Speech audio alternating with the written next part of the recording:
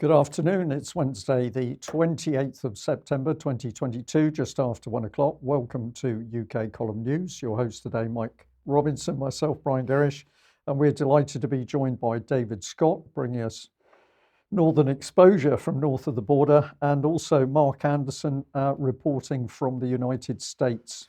Okay, let's get straight on now. Last Thursday, the delayed Monetary Policy Committee meeting happened at the Bank of England. It was delayed, of course, because of the Queen's funeral, but they announced that they would be decreasing the asset purchase programme by £80 billion. So that's quantitative easing, otherwise known.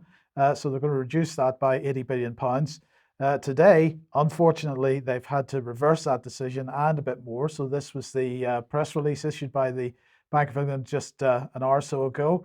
And what are they saying? Well, here's the key paragraph. To achieve this, the bank will carry out, and this is to achieve what they describe as stability in the markets with respect to bonds.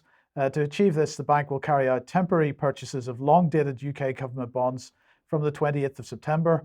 The purpose of these purchases will be to restore orderly market conditions. The purchases will be carried out on whatever scale is necessary to achieve this outcome. The operation will be fully indemnified by Her Majesty's Treasury. So they may be the standard quantitative easing, they may be reducing that by £80 billion, but they are basically deciding, David, to increase it again under these particular circumstances by as much as they feel like in order to restore what they describe as orderly conduct. But of course, the taxpayer underwrites that. Taxpayer always underwrites quantitative easing. Not a lot of people actually know that, Mike, but the taxpayer has underwritten it all. Any losses from this process are paid for by you, me, and everyone watching. Isn't that wonderful? And yes, it's a temporary programme. And just like when Nixon closed the gold window in 1971, that also was a temporary measure. And we'll see how long this one lasts. Well, the government statement said, I just want to highlight this, the Chancellor authorised the Governor's request for an indemnity for the operation, which will in turn ensure that financial conditions remain accessible for households and businesses. How believable is that statement? Well, it's nothing to do with households and businesses. This is just nonsense. It's to do with the fact that government debt was becoming rapidly unstable and unaffordable. It spiked up from, a couple of years ago, government debt was well under percent. It was almost nothing. They were getting the money for nothing. And it spiked up to 5% on the 30-year, 4.5% on the 10-year gilt, and it was becoming a big problem. So they stepped in to prevent that. They're monetising the debt. The government's, in one hand, via the Treasury, buying the debt, and the other hand, it's generating the debt. It's entirely circular, and it's for their interests, not ours. Of course, if the entire system collapses, they are right to point, and this is how it's always done, they point at Main Street and say, it's going to get you, we're only operating on your behalf. That's how it was done in 2007. That's why there was a $750 billion bailout of the banks then, with a gun held to the head of the American people. Well, we'll come on to the effect that this is going to have on people in a second. Before we get to that, let's look at some more information. So here we've got UK 10-year gilts. And the graph shows quite clearly how that has gone in the last period of time, and the same for the US Treasury bonds. Yeah, although not quite as dramatic, something similar is happening in America. You see the US Treasury 10-year bonds are up to nearly 4%. 10-year gilts at this point was 4.4. It's just over 4.1% now. And if we go to the next chart, I was having a look at how the yield curve was. Now you see the blue line here for the United States yield curve. This is how much the United States is paying for different ages of debt. And you see, very unusually, it's sloping downwards. It's cheaper for the United States to borrow money for 40 years than it is to borrow money for 2 years. This is called an inverted yield curve, and is very interesting. And you see how that's happened recently within the last 6 months. And I thought I'd check out Italy. There's a lot of news about Italy today, and we'll cover some of that later. And we see it's also got an inverted yield curve, which made me wonder just how many countries do have an inverted yield curve. And the answer is lots. Lots and lots. In fact, here we have 19 countries, including the United Kingdom, have an inverted yield curve. And what does this mean? It's often considered a predictor of economic recession. Yes, well, in fact, the bank already believes we are in an economic recession, but it gets pretty bad when even, for a first world country anyway, when even the International Monetary Fund is urging caution. Well, this was a little bit ironic. So the IMF decided that the tax cuts announced by the Liz Truss government were really unacceptable and warned against them stoking inflation, really. So they said they launched a biting attack on the UK's plan to implement 45 billion of debt-funded tax cuts, urging the government to reevaluate the plan and said that the untargeted package threatens to stoke soaring inflation. And they were very hard-hitting about it. They said it's important that fiscal policy does not work at cross purposes with monetary policy. Well, okay, fair enough. Brian Deese, director of White House National Economic Council, said he wasn't surprised by the reaction to the UK's fiscal plan, saying it puts the central bank in a position of having to potentially to move even tighter. Well, he was exactly wrong about that, wasn't he? But that's the IMF for you. This is 24 hours. It's a long time in the world of the IMF. He added it's particularly important to maintain a focus on fiscal prudence. Where have we heard that one before? Mr. Brown, he's gone but not forgotten. Now, Eswa Prasad, former senior IMF official, said it's a hard-hitting, pointed criticism, pulls few punches. It's as close as IMF language comes to calling a set of policies irresponsible, ill-advised and ill-timed. On the subject of irresponsible, ill-advised and ill-timed, I give you what all of the central bankers have been doing to our money supply for the last 10 years. This is a chart of M1 in the United Kingdom, so that's cash, coins, bank deposits, overnight deposits, and here we have a chart that goes from 2012 up to present date, and you see that the money supply has more than doubled. So the bankers double the money supply, and they're saying, oh, it's the tax cuts that are going to cause the inflation. Oh, you shouldn't do tax cuts. Well, really, I'm not entirely convinced by that one, Mike. Are you? Not not 1 second. Of course, if you take a longer term look at it, it's even worse. But anyway, let's move on.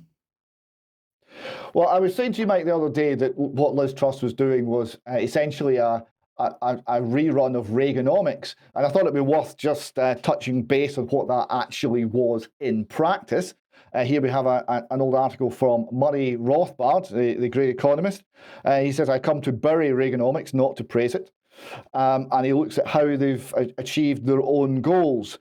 In general terms, Reagan pledged to return or advance to a free market and to get government off our backs. That was the promise. How did they do?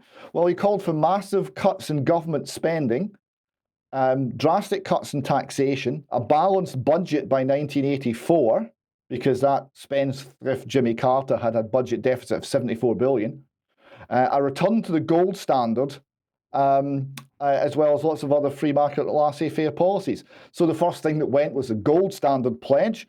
President Reagan appointed an allegedly impartial commission to study the problem because they're independent. A commission overwhelmingly packed with lifelong opponents of the gold standard found that the gold standard wasn't to be reintroduced, so that one killed that pledge. On government spending, the last year of government spending under Jimmy Carter, the government spent $591 billion. The last year of the Reagan administration, $990 billion, an increase of 68%. So slashing government spending, no. Deficits, we're going to slash deficits. Jimmy Carter had deficits of a horrendous $40 to $50 billion. And Reagan was promised to achieve a balanced budget. And under Reagan, the deficit settled down to around $200 billion. And Rothbard concludes, all of this, along with the universal misperception of Reaganomics, illustrates once more the wisdom of those incisive political philosophers, Gilbert and Sullivan, quote, things are not always what they seem. Skim milk masquerades as cream. You gotta love Murray Rothbard. Okay, so the question is, how attractive is gold at the moment? Well, I put this in to illustrate just what the problem is with the money supply and the importance of 1971 when the last remnants of the gold standard was carried away. This chart shows London house prices. 1968 is indexed as 1, and we're now approaching 120 in sterling terms. So house prices in London have risen 120 times since 1968 in sterling. Look at the gold-coloured line. That's the price in gold. It hasn't budged. House prices haven't gone up. The houses haven't become unaffordable. We've become poorer. Yes. Because the money has been devalued and we haven't noticed because it's happened gradually. Okay, keep going. Okay, right. So we've got here a wee bit more information about what's actually happening in the markets. This is a dollar Japan yen chart, right? So it used to be a year ago or so, we had 108 yen to get a dollar. Now it's 144. So the yen is plummeting. They've still got interest rates stuck at 0.25% by government policy. The euro's the same. The euro's plummeted from $1.18 to 95 cents. So the euro's going down. And the British pound chart is very odd because it was going up, right? And then all of a sudden it went off a cliff. That doesn't look like a genuine market move to me. It doesn't strike me as something that's actually related to market forces. That seems to me to be as much a political move as anything else. It's clear that the powers that be, the IMF and elsewhere, do not want tax cuts. That's not on their agenda. And we've got here one other market that's worth looking at is a thing called the repo market. It's a sign of trouble if it starts to go wrong. Brookings here explains what it is. A repo, a repurchase agreement, is a short-term secured loan. One party sells securities like treasury bills, gilts and things like that to another and agrees to repurchase those securities later at a higher price. The securities serve as collateral. The difference between the securities initial price and the repurchase price is the interest paid on the loan, known as the repo rate, right? So these are very short-term, often overnight, very large volume loans between financial institutions that basically oil the wheels of the banking system. So how's that going? Well, it was sitting at near zero and it started to shoot up to around 3%, as you see in this graph here. Taking a slightly longer timeline, we see, well, that's up to where it was around about 2019. When there was a huge spike, that's when the repo market basically locked up and there wasn't enough liquidity in the system, and the Fed stepped in to print a ton of money to stop the market crashing and having another banking liquidity crisis. And if you look at an even longer timeline, you can see here the stack up to that crisis in 2019. You can see the stack up, which was the housing bubble, coming up to the crash quite clearly on that chart. And you also see the effect of 9/11 and all the money printing around 9/11. So it's a very interesting chart. It shows what's been happening in a geopolitical and economic terms. And it also shows that something is happening now. So it's one to watch. Okay, David, a question from me. Who is controlling this this system? We've got stuff happening across nation states. We could say it's globalist. Is it the politicians in control of the money, or have we got another group of people who are controlling money production, the money supply? Well, at the moment in the UK, the Bank of England is printing money on behalf of the government. So in the short term, locally, it's just government monetization of debt. In the longer term, there's clearly people at international level, if you want to call them a deep state, in places like the IMF that have a different policy, and they've got an agenda. But of course, finding out exactly what that is notoriously difficult. But it clearly doesn't tally with the current Liz Truss Kwasi Kwarteng administration agenda and policy.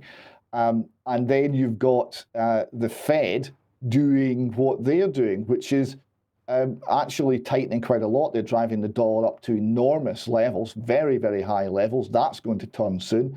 And there will be a huge drop there too. What you're seeing is a great deal of instability. When there's instability, there's political instability. And that obviously promotes change and dismantling of existing systems. This is what we've got to look out for. Okay, so in my mind, the key question is, are the politicians driving the banks or the banks driving the politicians? And I'm going to suggest it's the latter. Well, let's bring the Bank of England back on then, because we've got nothing to worry about. Here's Andrew Bailey saying the Monetary Policy Committee will not hesitate to change interest rates by as much as needed to return inflation to the 2% target sustainably in the medium term. So that was put out literally about 2 hours before they pushed out their notification of the money printing. But the question is, what impact is this having on ordinary people? And let's bring in a few tweets here. So here is one saying, nothing helps you tackle your rising food and energy bills like your mortgage doubling overnight. The UK is in effing parody. And I thought this was because, of course, people are now in a position where they're saying mortgages being withdrawn from the markets, from the lenders, which means that people that are on fixed rate mortgage, 2 or 5 year fixed rate mortgages, have to remortgage in the very near future, and they're suddenly finding that the products are not available and the prices are going up hugely. The next one here, if you listen very carefully, you can actually hear the housing chains collapsing across the UK. This is absolutely correct. This is going to have a fairly major effect on many, many people, and already we're seeing people commenting about them having put their house on the market, and suddenly they're not getting any viewings anymore because the mortgages aren't available. And the next one here, there might be a housing market crash, but look on the bright side, the millionaires have just been given a massive tax cut, so they'll be able to hoover up all the cheaper houses and rent them back to the people who lose theirs. And that comment is spot on. I would say so, yeah. But let's move on, because the next question is, what is the impact going to be on people's lives? Well, let's consider the issue of food. And if you remember on Monday's program, I was making the point that the UK is already importing, or has for many years imported, well over 50% of its food. And as we were making the point, if you're a vegetarian or vegan, in fact, it's much higher. If you're a vegan, it's more like 80% of the food that you need is imported. So let's bring this on. It's actually a Reuters report on this particular publication. European farmers warn of shortages due to energy crisis. And I think this is perhaps the most concerning aspect of this. So here's a quote from a French farmer. In 2021, we paid 100,000 euros for electricity. This year, we will pay not far from 200,000 euros. And today, the proposal I got is 750,000 euros per year, provided I sign for 3 years. That is to say, I'm asked to pay 2.2 million euros to my energy supplier.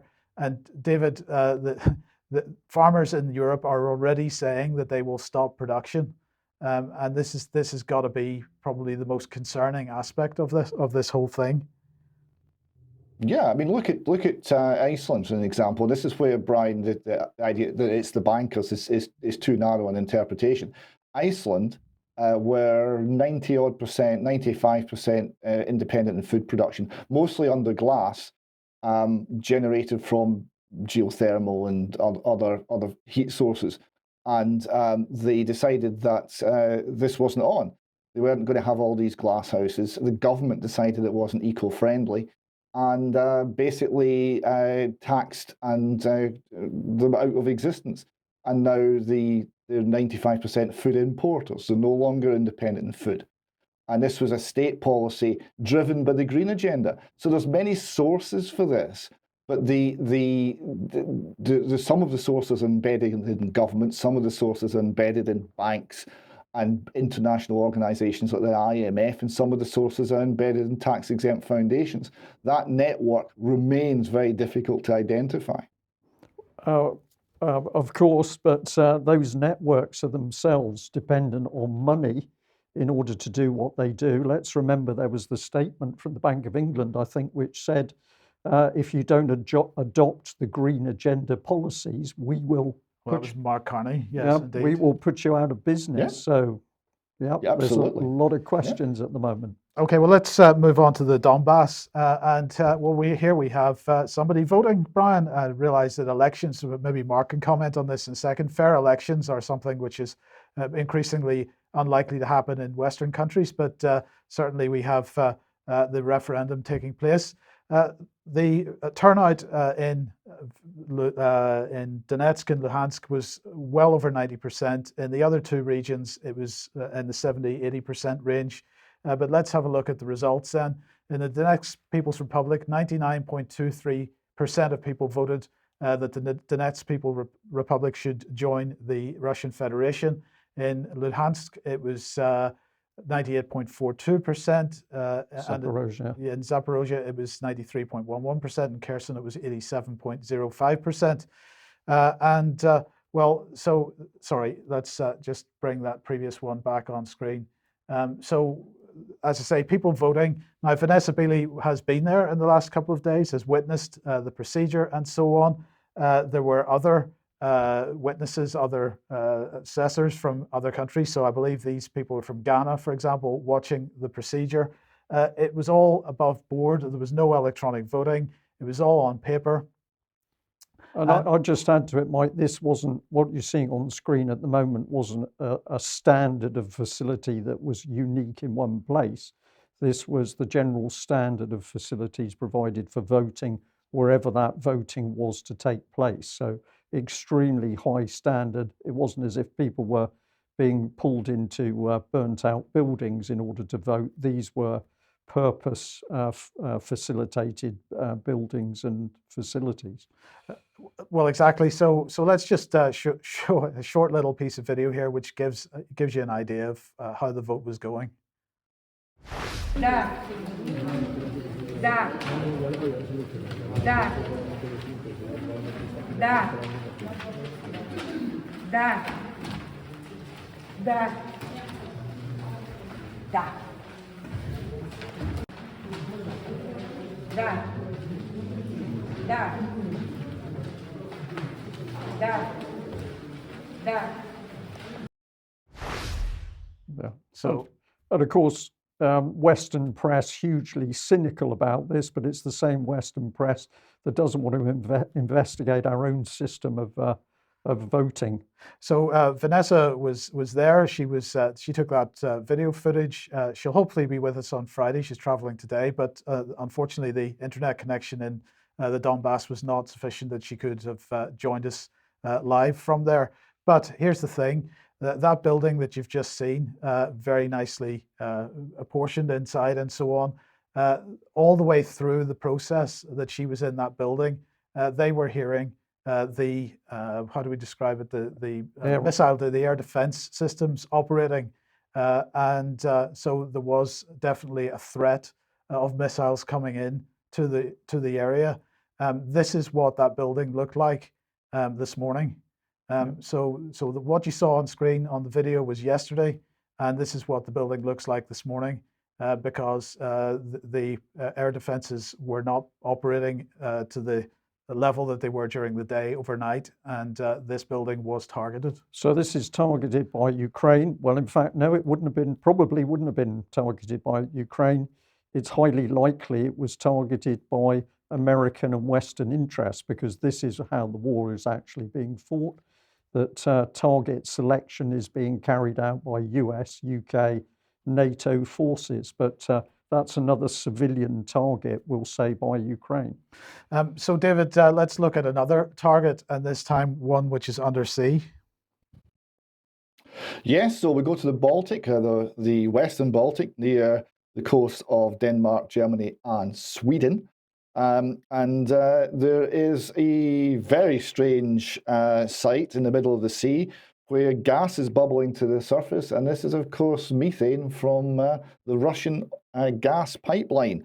And Radek Sikorski, who is MEP, Vice President of the EU UK Friendship Group and Chairman of the EU USA delegation, and incidentally husband of the Integrity Initiative's favourite Anne Applebaum, he says, thank you, USA.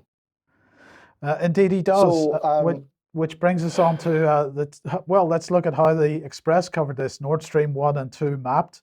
Why are Russian-built pipelines leaking? Countries affected? Yes, so experts suspect the 3 punctures in 2 pipelines may have been the result of sabotage. You think? Okay.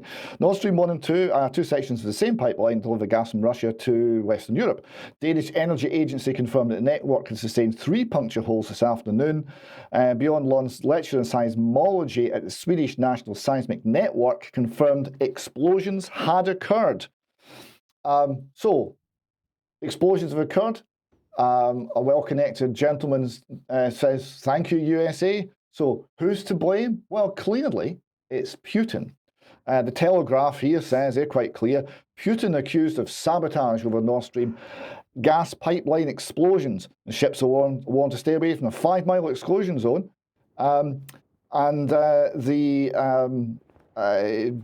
Prime Minister of Poland said, today we faced an act of sabotage. We don't know all the details of what happened, but we see clearly it's an act of sabotage related to the next step in escalation of the situation in the Ukraine. The New York Times is equally sure. Your Wednesday briefing, Russia suspected of pipeline sabotage. Context, the pipelines have been a focal point of the broader confrontation between Russia and Europe after the EU imposed economic sanctions. Russia began withholding its natural gas, threatening the continent's energy supply. Analysis, the leaks underscored the vulnerability of Europe's energy infrastructure, even as the continent tries to wean itself off supplies from Russia. Offshore gas fields in the Mediterranean near Israel could offer a solution. Isn't that interesting? They're also, those gas fields are also near Lebanon. More on that story another week. What the mainstream media in Britain and America, the Telegraph and the New York Times, are asking you to believe, Mike, is that Putin went to the Western Baltic near Germany to blow up his own pipeline. Do you find that credible? Oh, absolutely, David. Yeah, you better qualify that article, because no, we don't find it credible at all. It is not credible. This is clearly the deep state operating here. Putin could have easily turned a valve if he wanted to cause trouble with the. This is it. Putin's got a valve. He's probably got a button. It's probably not even a valve anymore, Brian. It's a button. They could just stop it. Why on earth would he blow up the pipeline? The greatest bargaining chip, the greatest geopolitical asset he has is that Germany's dependent on Russian gas. Why would he blow up the pipeline? And nobody in the entire Western media, apart from Tucker Carlson, we'll come to him in a moment, seems capable of asking this question. It's astonishing. Well, so you have to go... Sorry, David, perhaps we should just bring Mark in and see whether he finds it believable as a member of the USA. Definitely not. The energy, as David talked about there, in Putin's hands is his greatest leverage, certainly. And there would be no incentive to do that whatsoever.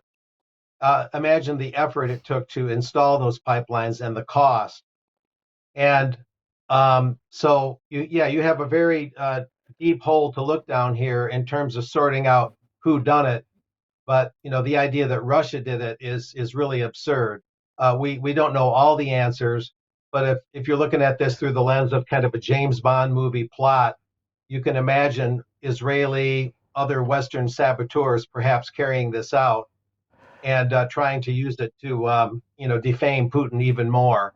Well, so, it's just one of those things that we have to study a little bit, but I think we can make at least some preliminary conclusions here. So we might have a couple of answers in a second. But anyway, David, what is Andrew Karibko saying on this?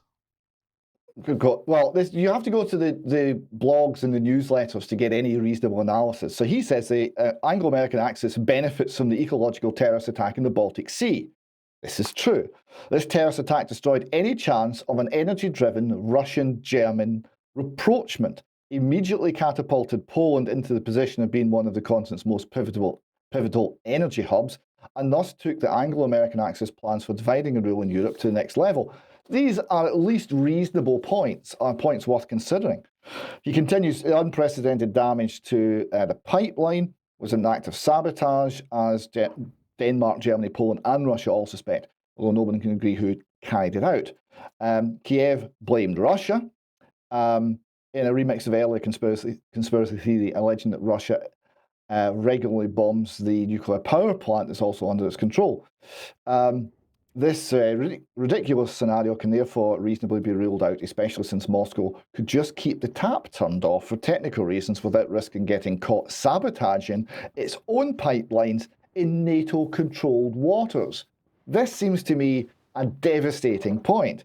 And he concludes, sabotaging the pipelines accomplishes precisely that by completely disincentivizing Germany from potentially clinging to whatever energy-driven plans it might have for eventually repairing relations with Russia.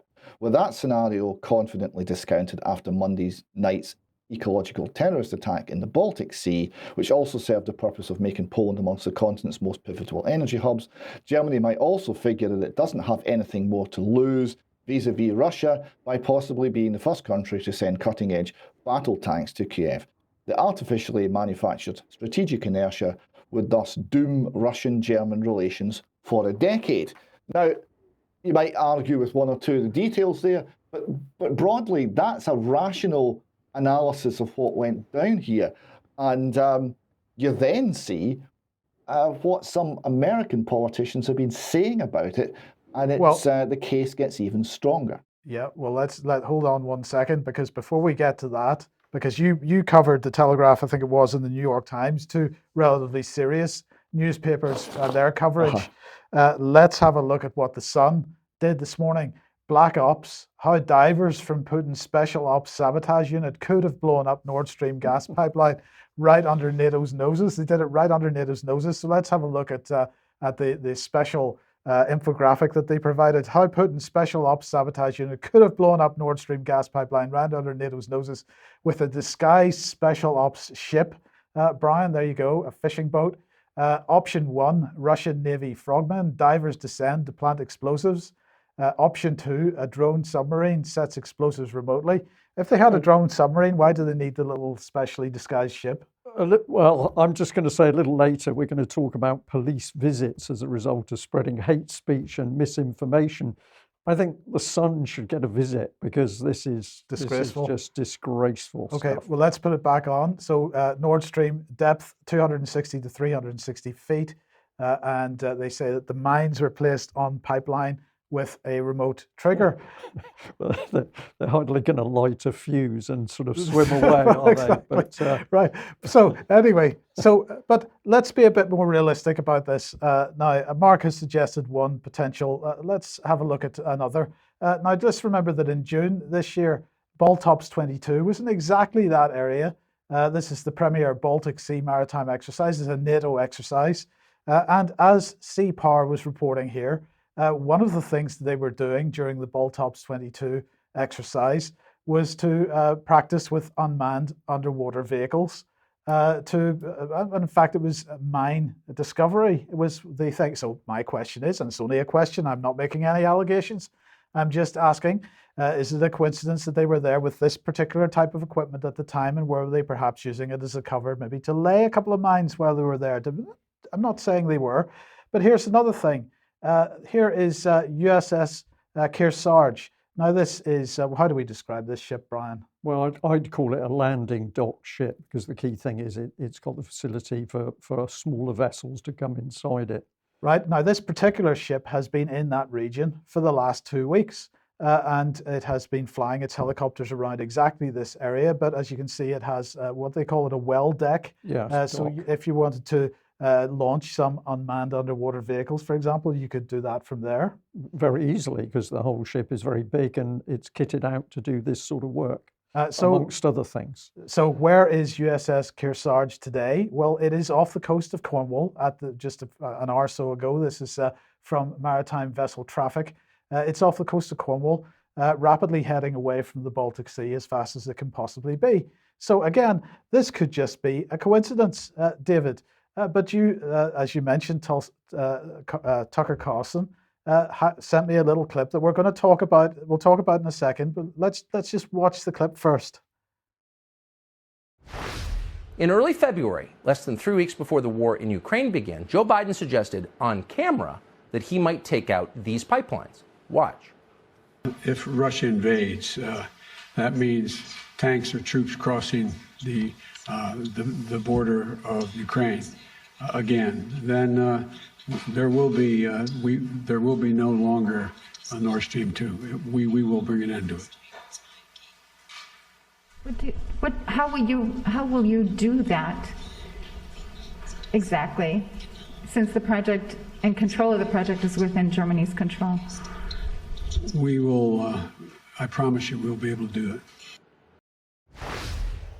So, David, this is all very circumstantial, but, and I think the but is with massive capital letters. This is an example, Mike, of why you're an outrageous conspiracy theorist, right? You have American-controlled waters, you have American ships in the area leaving the scene, you have the American president saying that he's going to do just the thing that's happened, and you put these things together and you come up with this ridiculous conspiracy theory where everybody knows that actually the truth is that Putin blew up his own pipeline traveling the length of the Baltic to do it in a fishing boat with frogmen. And if you look at the Sun's article, the frogmen have got machine guns. That makes them very dangerous. With frogmen in 360 to 260 feet of water, which would make it very difficult for frogmen, but also very difficult for submarines and submersibles, because in such shallow waters, they're quite likely to get spotted. So he picks the hardest point in the entire world to blow up his own pipeline, where he can just push a button and turn the flow off. In order to, I've got nothing. Yes. Indeed. Okay, Mike, you might have a point. Yeah. Mark. Yeah, I'm bursting at the seams here. Yeah, this is all very interesting. Good job putting this together to at least show a trail of circumstantial evidence where the dots can be reasonably connected. I think we've got something here that is going to be far above other alternative news and certainly above the mass media cartel in terms of what they're reporting, something credible. It's interesting, too, you showed that election a little while ago where it had all the hallmarks of an honest election, clear, transparent ballot boxes, everything transparent, the ballots going into the boxes, the count being done locally and in the open. Those are all the hallmarks of an honest election, and that was targeted, too. So if I want to expand the conspiracy theory that David's talking about, they target both the gas pipelines and a little bit belatedly, they target that election location. So yes, but Mark, as I say, they were targeting that all the way through the process. It was only the fact they had missile defense systems in place that they didn't achieve their target. Yeah, so if we want to be the ultimate tinfoil hat wearing guys, we can say, maybe Biden had a hand directly or indirectly in both those events. But I digress because I don't want to be a conspiracy theorist and get labeled that way. So, but yeah, this is very good. I think this is going to be about the best report people are going to see that at least gives some idea on what could have happened. So, yeah. Very good. Thank you. I think more will come to the surface. Apologies for the pun. Yeah. But I'm sure that we are going to start learning a lot more about what happened here, because this thing appears at least now to be so blatant. Yes. Okay. If you like what the UK Column does and you would like to support us, then please head over to community.ukcolumn.org and your members should be very welcome. Or pick something up at the UK Column shop. But in the meantime, do please share various material that you see on the platforms. Now, quick advertisement. I just want to advise everybody that the Bank of England would like you all to join the conversation, and they are going to be running a number of public events in the next few weeks. We will let you know about the future events as they come. But first of all, we've got one in Edinburgh, which is taking place on Tuesday, the 11th of October at 5 p.m. This is all about having your say and how the economic situation is affecting you. Registration for this closes on the 4th of October, and the URL for details is on the screen. So that's b-o-e.uk/3BLVRYA. And do get along to that. Sadly, David will not be in the country, so he can't go. But if anybody else that's a UK Column viewer would like to go to that, let us know, and would be very interested in hearing what happened. Yes. Well, let's move on to the subject of the BBC. Obviously, UK Column News has always got great concerns about the accuracy of the BBC, and their reporting in the Ukraine, of course, is typical of a very one-sided report. But it seems the BBC is getting a little bit nervous because they've just produced this very interesting little video clip about how impartial they are and how well they check their information and how they are clearly putting both sides of an incident so the public is well informed. Let's have a look at how the BBC is now attempting to portray itself.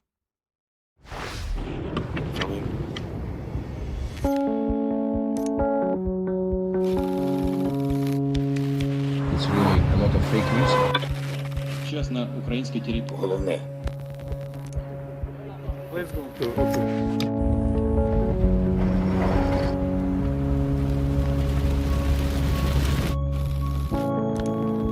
Mr. BBC? More bodies here. Are they going to get past here? Are they going to get past you and these men?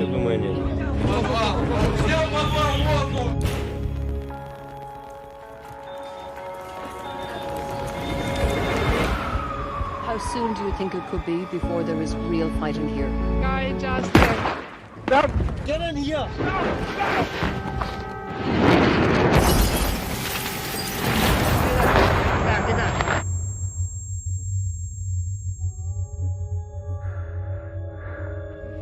Refugees are getting out of here, and so are we. Chaos here, people desperate to get on board. It's awful, and I just want to understand from you. I left my parents in Sumy. They couldn't come with you?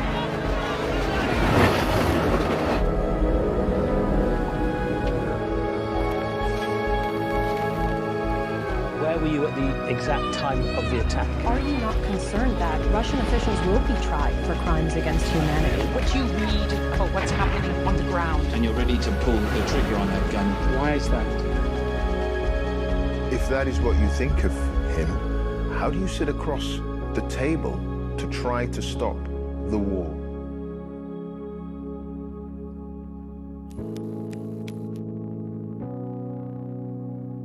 Live in 5, 4, 3.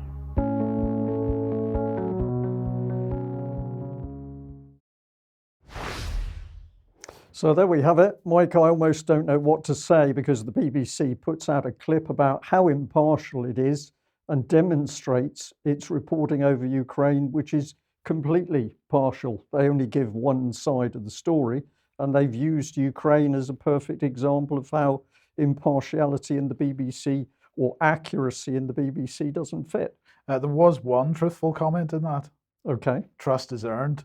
Yes, well, the BBC hasn't earned the trust, but are they getting worried? I suspect that the BBC is beginning to realise that people are now seeing through the propaganda, but we're going to help reinforce what the BBC is capable of, propaganda, whether it's over reporting in Ukraine or reporting with Iran. So let's just bring up this. We've shown it before, but I want to put it in context again.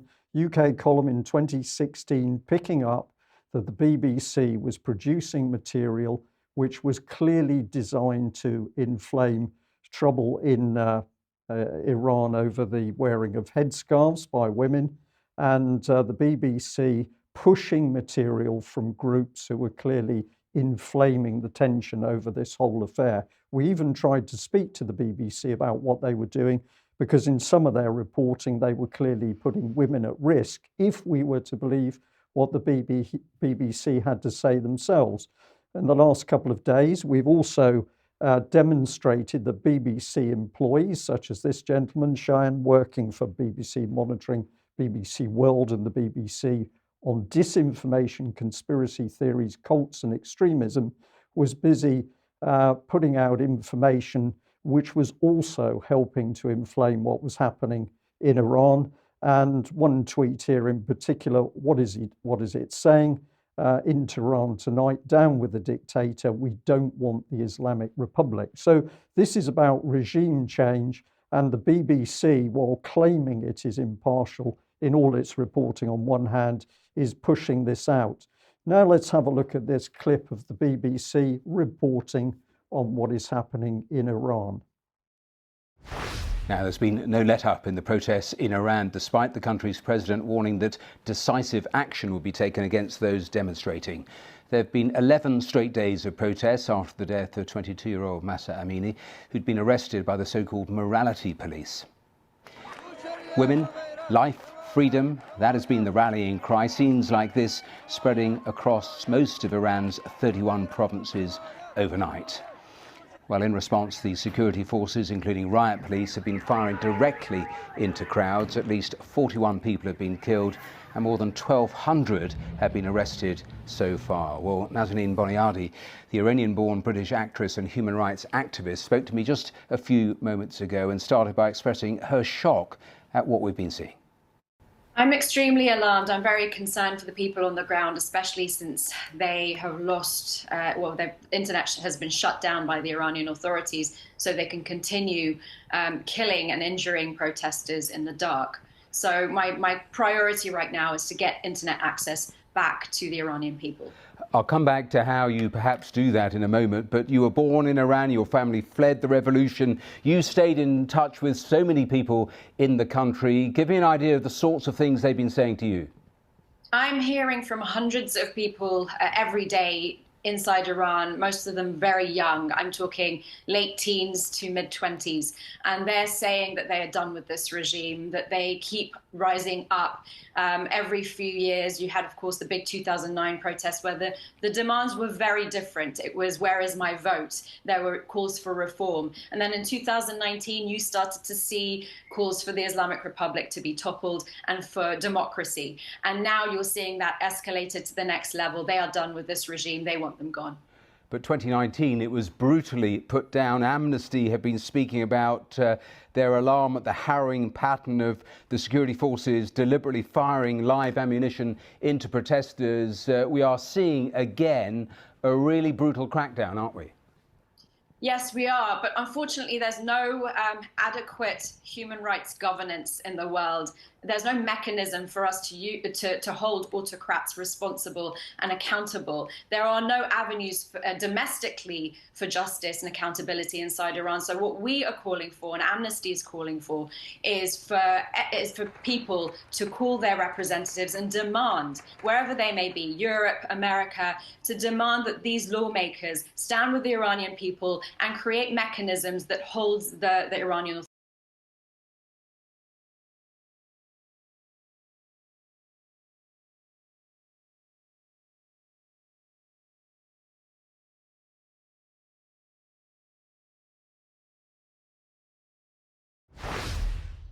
Well, the text at the end there added by UK column, but the point is that an 8.5-minute clip by the BBC simply gave one political activist the opportunity to put her views across with no reporting from any other sources from inside Iran. So the BBC, we've shown their film of how they're impartial, but when they come to reporting on Ukraine or reporting on Iran, you are only going to get the BBC agenda.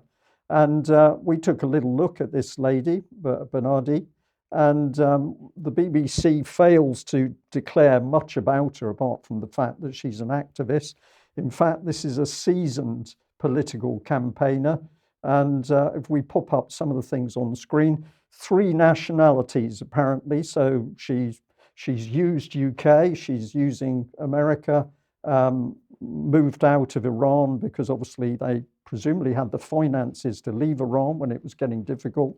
What country does she live in? What country does she believe in? It's very difficult to tell. She went to an independent school in Hampstead, London. She was quite a talented biological scientist, but turned actress. Then we discover that she's now involved with the media. So CNN we've got there, the Washington Post, and Defense One, which was a periodical you recognised, Mike, we'll come on to that. She's appeared on the BBC World News. She was awarded Lifetime Member of the Council on Foreign Relations. So this is not an ordinary actress. This is somebody who's working at very high level with people who would change many things in the world, a Scientologist, and selected as a possible wife for Tom Cruise. So that should lucky escape there, perhaps. She had a trial period, but decided she didn't like him, and she rejected the relationship. She said she was treated very badly by the Church of Scientology, and she left soon afterwards. And now she's apparently a non-practicing Muslim.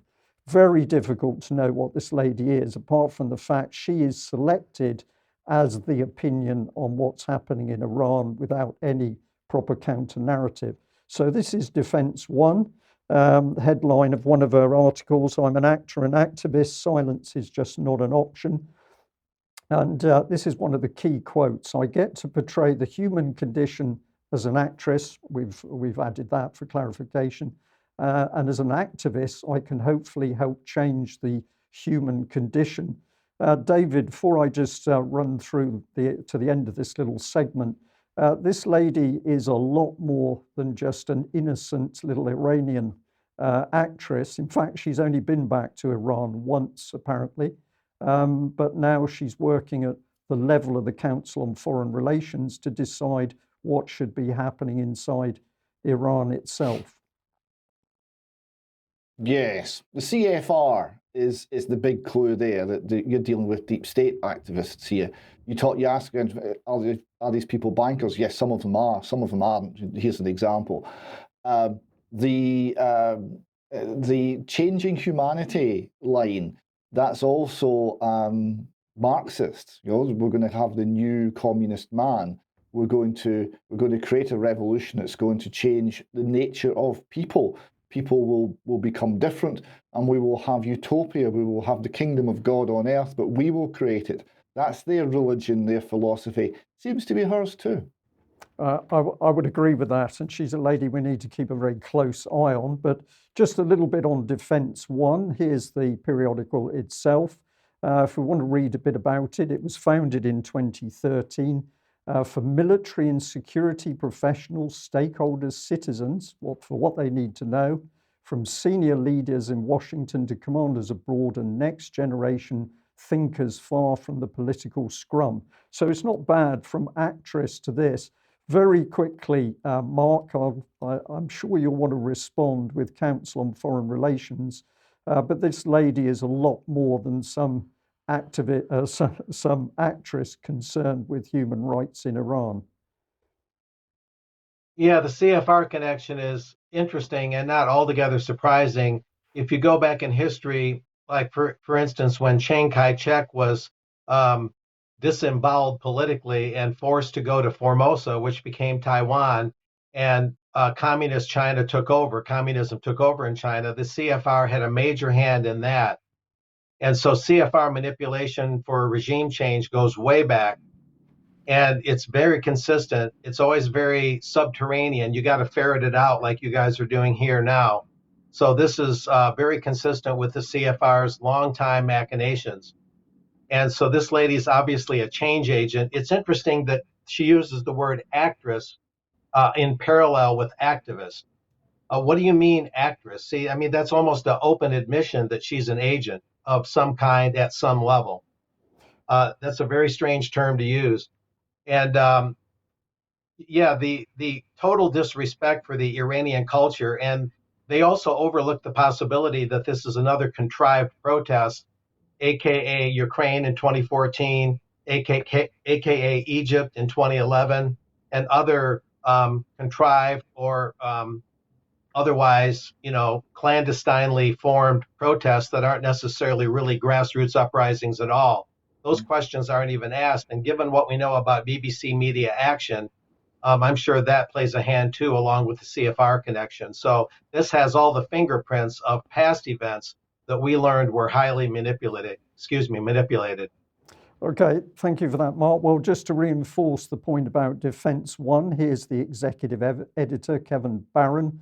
And we've highlighted for you that he's also a member of the Council on Foreign Relations. So it's pretty clear to see what's going on here. Let's just look at a second clip of this lady herself telling us what's really in her head.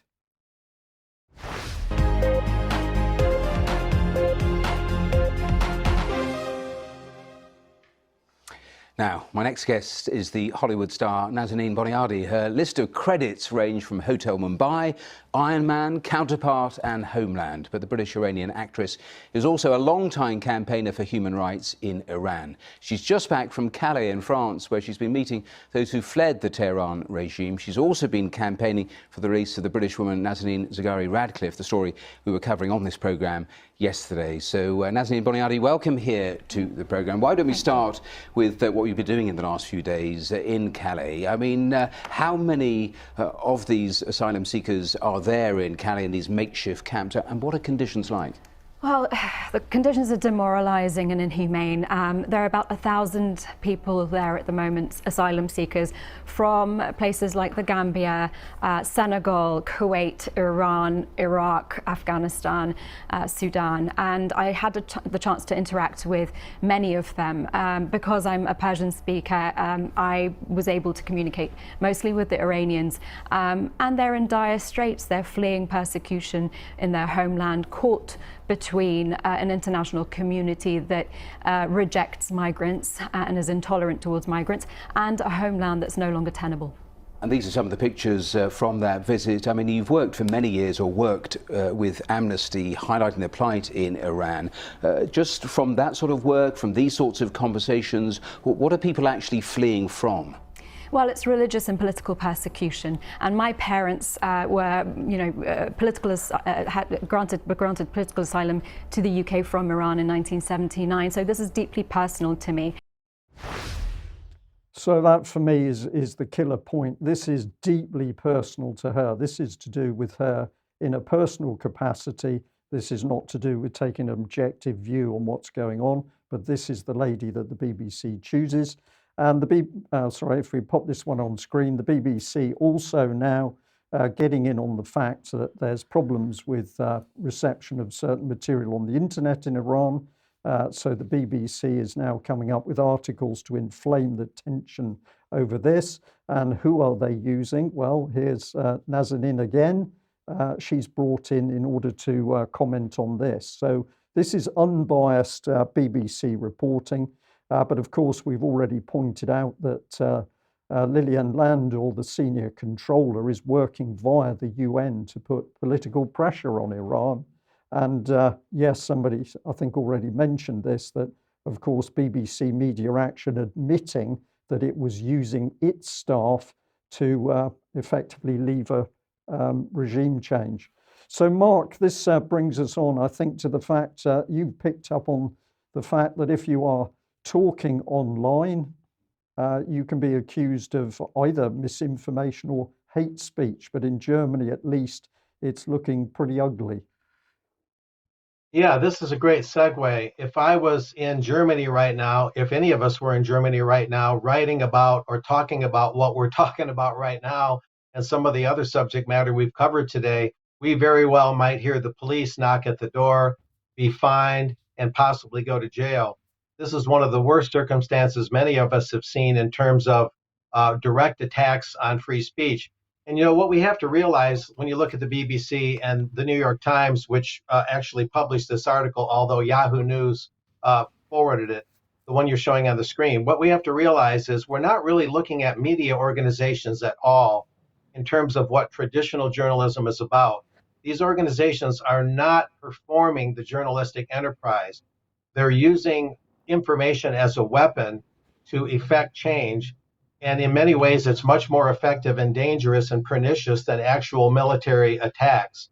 I recall that during World War I, a quick point, there was a German publisher, a British publisher of the Daily Mail, I believe it was, and the German Navy actually attacked his estate because the publisher of the Daily Mail, leading up to World War I, when the Germans were being demonized for bayoneting Belgian children and like all that kind of stuff, the German Navy actually attacked the Daily Mail editor's estate with a naval assault of some degree because they saw him as an enemy combatant.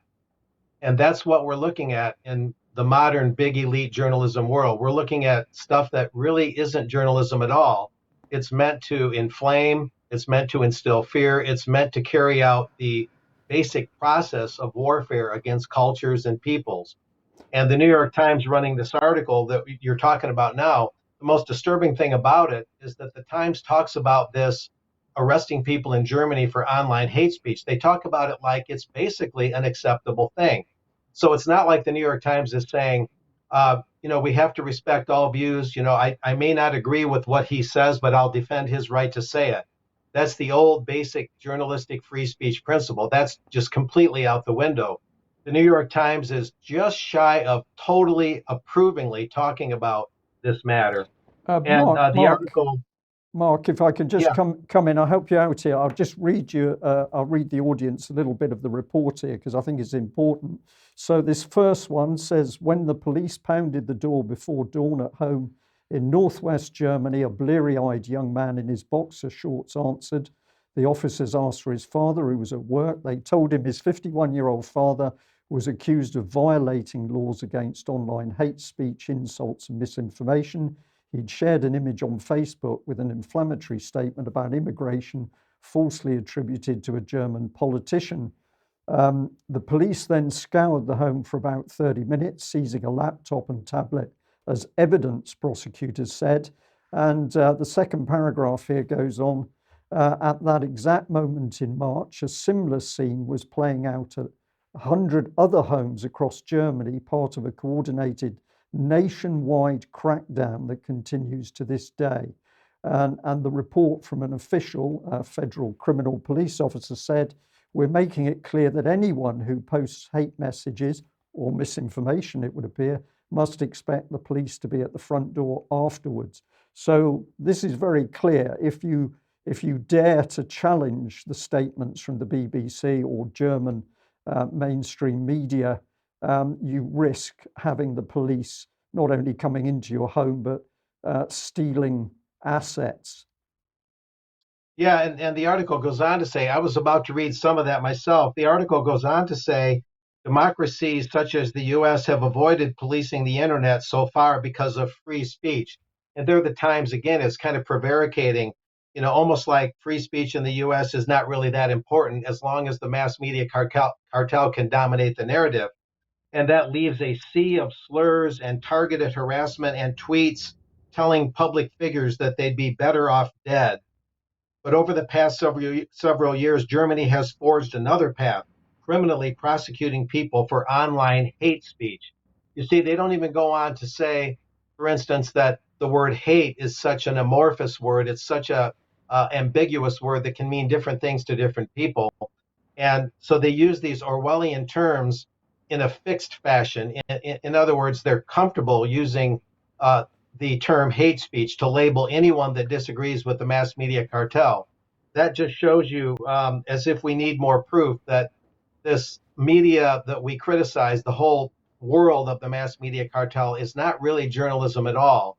It's informational warfare. It's weaponized reporting disguised as journalism.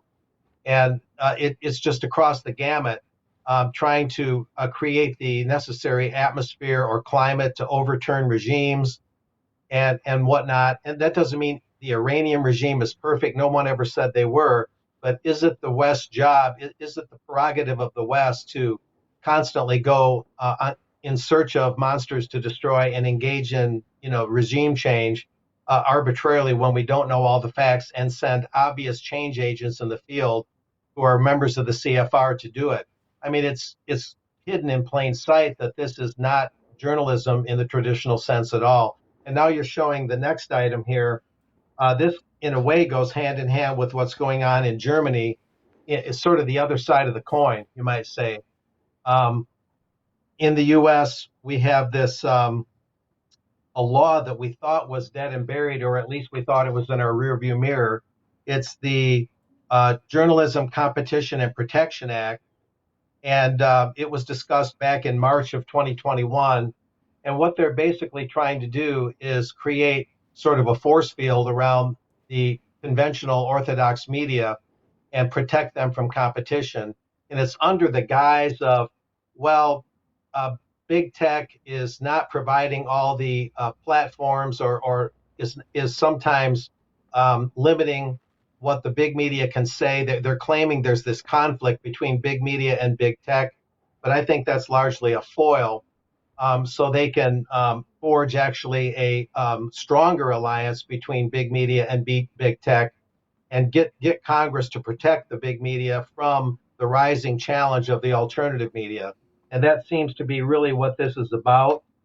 And indeed, back in March of 2012, when they were debating the JCPA, the Journalism Competition and Protection Act, back at that time, Representative Ted Deutsch, a Democrat from Florida, he stressed that responsible news outlets could only be those which avoid disinformation and conspiracy theories. And that was back then. But now what happened was the JCPA was recently approved. It made a comeback, and it was approved 15-7 by the Senate Judiciary Committee in latter September, which is very recently, obviously. It would empower, and this is according to Breitbart, it would empower establishment media organizations, allowing them to form cartels to collude with big tech. Supporters of the bill have attempted to present it as a means to preserve local journalism. On Thursday, September 22, the bill's sponsor, Senator Amy Klobuchar, a Democrat from Minnesota, she dismissed these criticisms, contending the measure is not about content, but simply about negotiating prices. But then Senator Tom Cotton, an Arkansas Republican, he came back and warned that this bill will lead to greater censorship.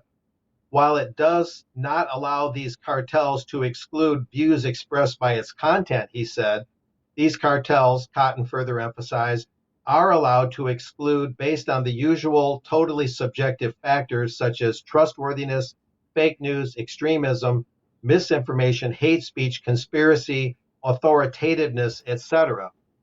But as I point out in an article that's soon to be published, the media already is, the big media, the orthodox media already is in essence a cartel. And the concern here is that it could form a media cartel. I would argue that the media essentially already is, and they've always rallied around certain points, like globalism is inevitable and ultimately beneficial. U.S. elections could never be outright stolen. Abortion is an eternal right. Big pharma, the vaccines, so-called vaccines, even when there's real data showing their dangers, are safe and effective. And the world of politics has a long-term agenda and should never be seriously considered conspiratorial. These and many other things, all the major media outlets, with very few exceptions, agree on. They never, as we showed earlier with Iran, they never show both sides of the story. Instead, no matter which mass media cartel outlet you're talking about in the US, in the UK, or pretty much around the world, they all have the same narrative. So they all operate like a cartel.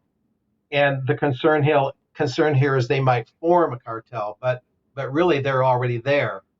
Yeah. So it's a major deception going on here. Okay, Mark, thank you very much for that. Well, is anybody standing up to what's happening? Maybe there is. David? Maybe, we'll see. But this is quite interesting since it's the Italian elections. Giorgia Meloni pledges to govern for all Italians, writes the BBC. She's claimed victory in a general election with her Brothers of Italy party. And we have a short clip in Italian, but with subtitles. Potrei farne tante altre di queste domande. A monte c'è quella che ci facciamo oggi: perché la famiglia è un nemico? Perché la famiglia fa così paura? C'è una risposta unica per tutte queste domande: perché ci definisce, perché è la nostra identità, perché tutto quello che ci definisce in questo tempo è un nemico, per chi vorrebbe che non avessimo più un'identità e che fossimo solamente schiavi, consumatori perfetti.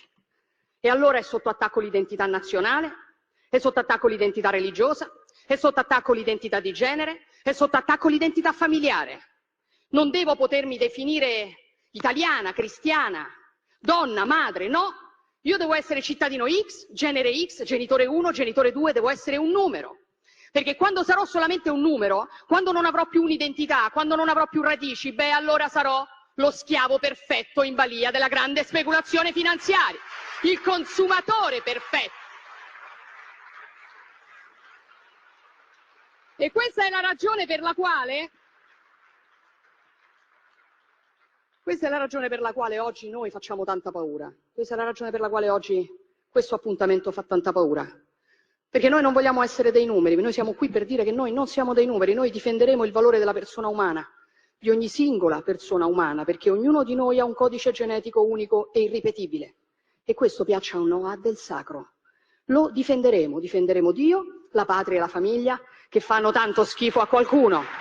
Lo faremo per difendere la nostra libertà, perché noi non saremo mai schiavi e semplici consumatori in balia della speculazione finanziaria. Ecco la nostra missione, ecco perché oggi sono venuta qui. Scriveva Chesterton ormai più di un secolo fa, vediamo se ve lo trovo, fuochi verranno attizzati per dimostrare che 2 più 2 fa 4, spade verranno sguainate per dimostrare che le foglie sono verdi in estate.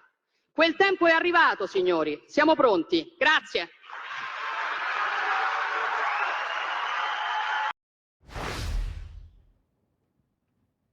So, gentlemen, she wants to be able to maintain her identity with reference to God, family, and nation, and she quotes Chesterton. What do you think? Well, it's a brave stance because, you know, at a basic level, she is standing up and saying all of the right things. The question is, does she really mean what she says, and is she going to drive it through? Some people are already saying, oh, well, she is herself controlled by more powerful people behind the scenes. That is a possibility, but on face value, she's got some guts for standing up and telling it like it is. Yeah, I think she's got some of the targets very much in her crosshairs. Other things, not so much. I see Vanessa Beeley was tweeting out whilst we were live that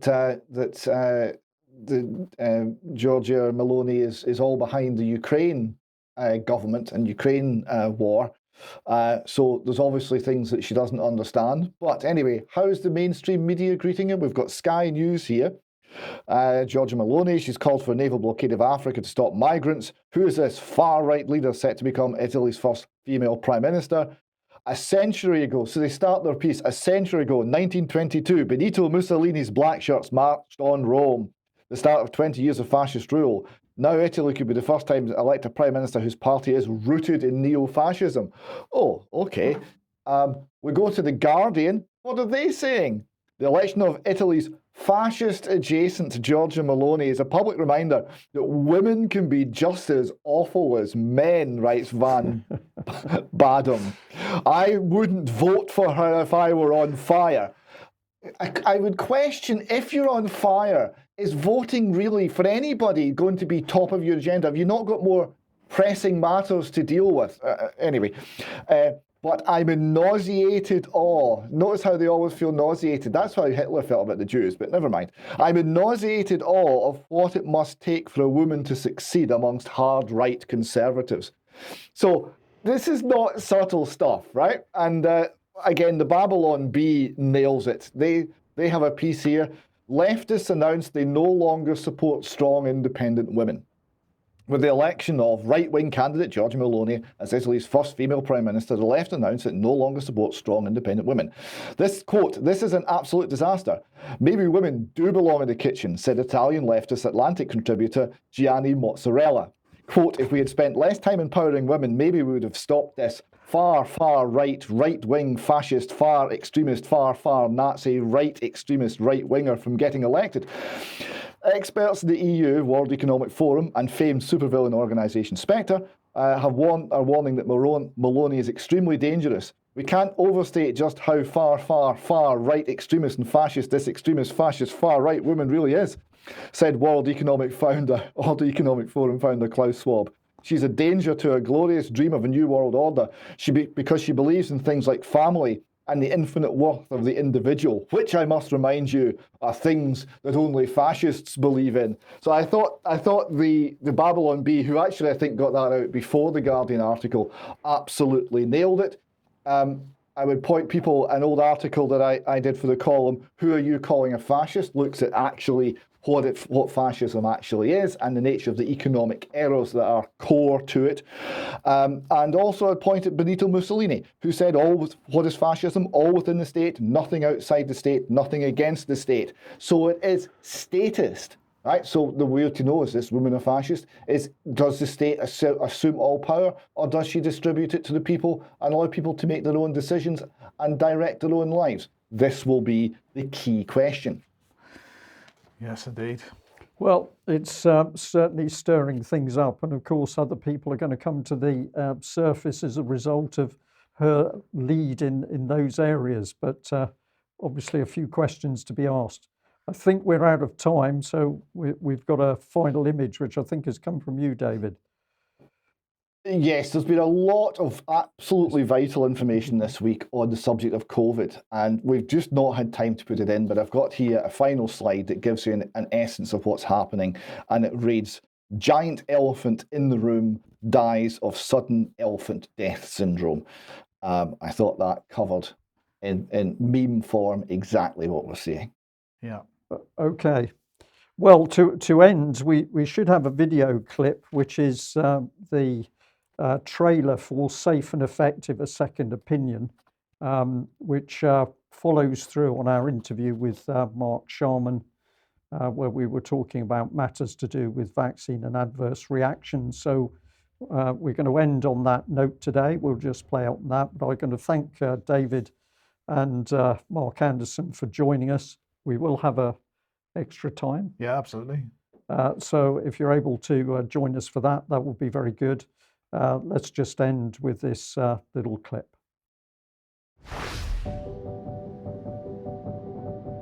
Your safety will always come first, and a COVID-19 vaccine will only be approved by us, the UK's Medicines and Healthcare Products Regulatory Agency, once it has met robust standards on safety, quality and effectiveness.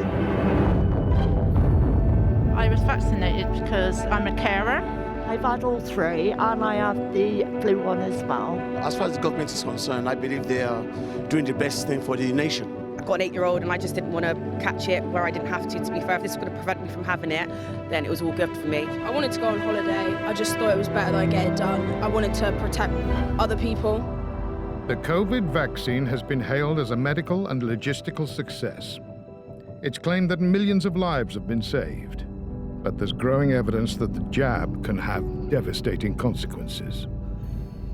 They actually told my wife and 2 children that they had no hope, and if I did survive, it would be from the waist up. I thought I was going to die. I would go to bed at night not thinking I was going to wake up. Those injured by the vaccine feel unrecognised and abandoned by the NHS and a government they trusted. You take one for the team, so I took the vaccine, but now the team's run in the opposite direction. Just to let people know that when it goes wrong, there's like no help at all. The doctors don't know what to do with us. We're literally keeping each other alive. Safety is our watchword, and we are globally recognised for requiring the highest standards of safety, quality and effectiveness for any vaccine.